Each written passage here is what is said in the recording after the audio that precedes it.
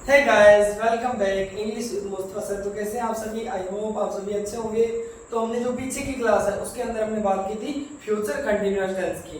Tense number 10 अपना complete हो गया। आज अपने बात करते हैं फ्यूचर टेंस का जो नंबर 3 है, फ्यूचर परफेक्ट टेंस। और वैसे according to number tense number 11 I will teach you future perfect tense number 11। Future perfect tense. तो अपने किसी भी टेंस को करते हैं तो सबसे पहले इसकी आइडेंटिफिकेशन पता होना बहुत ही जरूरी है। तो हम बात करते हैं आइडेंटिफिकेशन की। तो इसकी जो आइडेंटिफिकेशन है वो नोट कर रहा हूं मैं।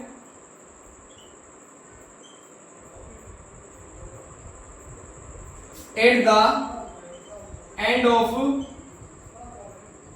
in the sentences, at the end of in the sentences always comes चुका होगा, चुकी होगी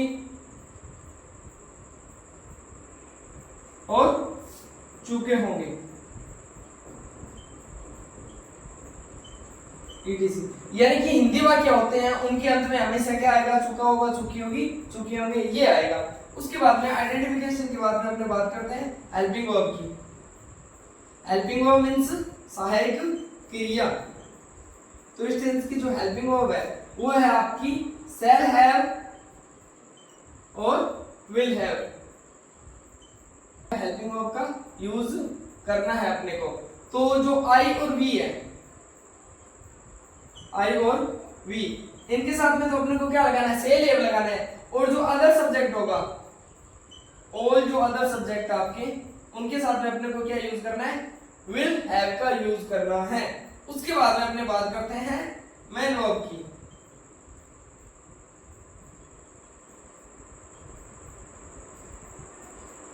main verb form of third, यानी कि वर्ब की हमेशा थर्ड फॉर्म का यूज होगा इस टेंस में। उसके बाद में अपने बात करते हैं एडवर्ब। तो adverb of frequency, adverb of frequency है वो यूज होगी बाय द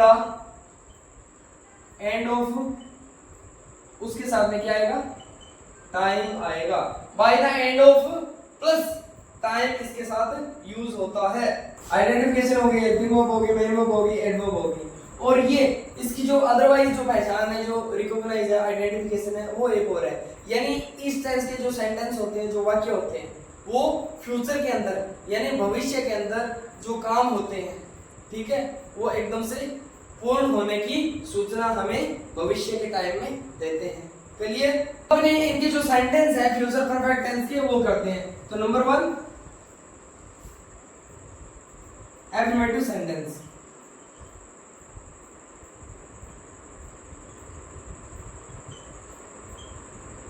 साधारण या सकारात्मक वाक्य। इसकी अगर स्ट्रक्चर की बात करें तो सबसे पहले सब्जेक्ट, उसके बाद में हेल्पिंग वर्ब। हेल्पिंग वर्ब क्या है आपकी? सेल हैव और विल हैव रहने वाली है अपनी। हेल्पिंग वर्ब अपनी रहने वाली है सेल हैव और will have. Subject helping verb with verb form third plus object. Object के बाद में अदर्स भी आता है और कंप्लीमेंट भी आता है। उसके बाद में एडवर्ब। अब एक सेंटेंस बता रहा हूं मैं आपको। She will have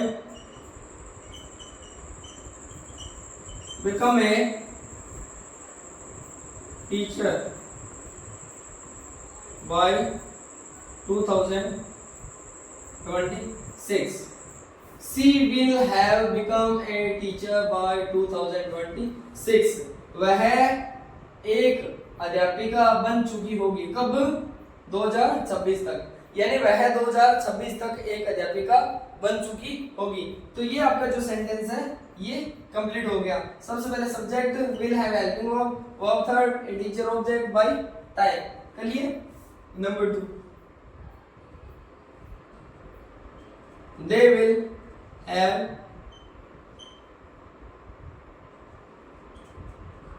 played cricket. They subject will have helping of played verb third cricket, यानी वे क्रिकेट खेल चुके होंगे। अगर अपने सेंटेंसेस नंबर 3 की बात करें तो we shall have passed the 12th class by 2035। We subject shall have helping of verb third the 12th class object complement by time. चलिए we shall have passed the 12th class by 2035, यानी हम 2035 तक 12वीं कक्षा पास कर चुके होंगे। Future की टाइम, फ्यूचर की बात हो रही है, फ्यूचर का टाइम इंडिकेट है इसके अंदर। तो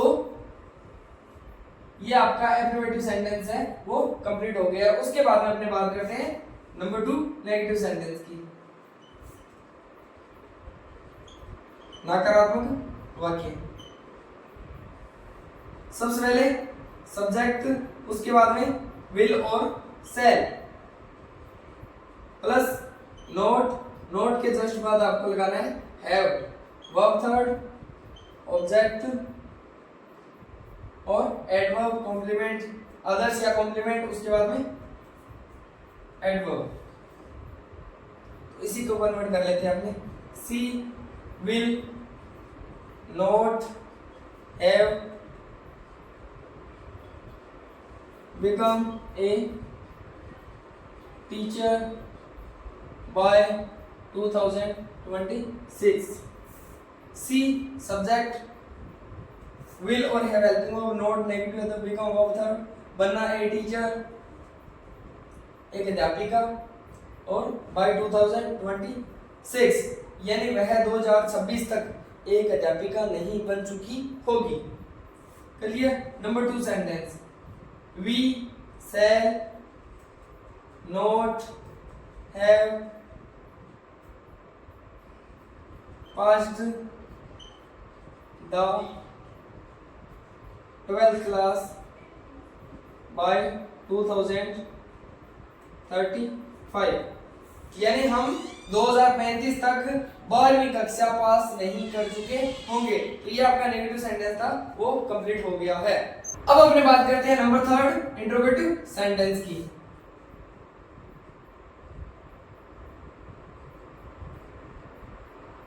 इंट्रोगेटिव सेंटेंस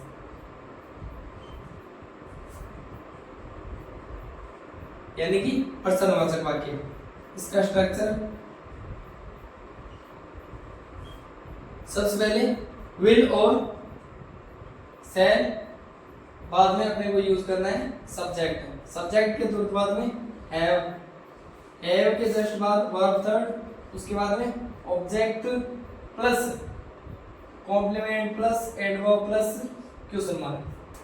अगर मैं सेंटेंस बोलूं क्या हम 10वीं क्लास पास कर चुके होंगे, तो shall we have passed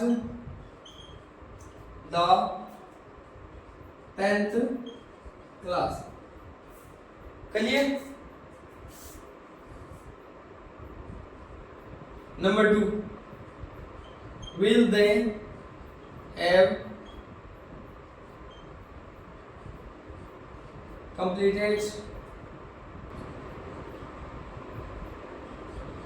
homework? Will they have completed homework? क्या वे गृह कार्य पूरा कर चुके होंगे? तो ये आपका इंट्रोगेटिव सेंटेंस जो कि हेल्पिंग वर्ब से स्टार्ट होता है वो कंप्लीट हो चुका है। अब जो WH वर्ड या WH फैमिली से स्टार्ट होता है वो, यानी सबसे पहले WH लगाना है। बाकी ये जो स्ट्रक्चर आपका यहाँ से देखें यहाँ तक ये सेम ही रहने वाला है। तो सेंटेंस करते हैं। When shall we have passed the 10th class? When WH word when means क्या होता है, कब होता है?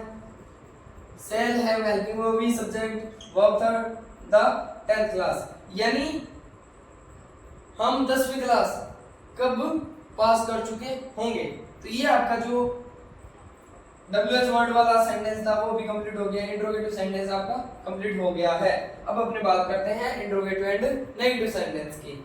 Number 4, interrogative and negative sentence.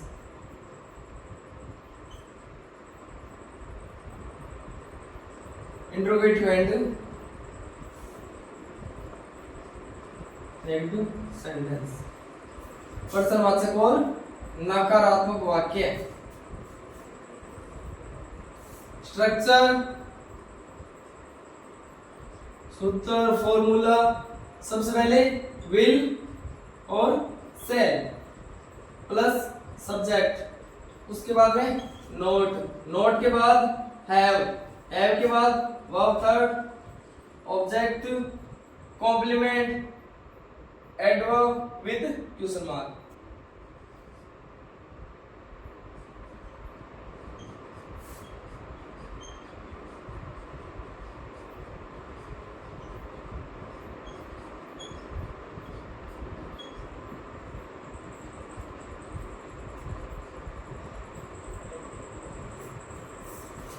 Will have helping of the subject not negative तो verb third to मुंबई, यानी क्या वे मुंबई नहीं जा चुके होंगे। Number 2,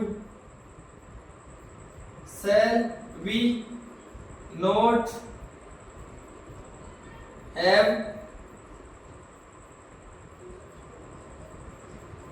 read a lesson। shall have helping verb भी subject not negative था, verb third, a lesson object।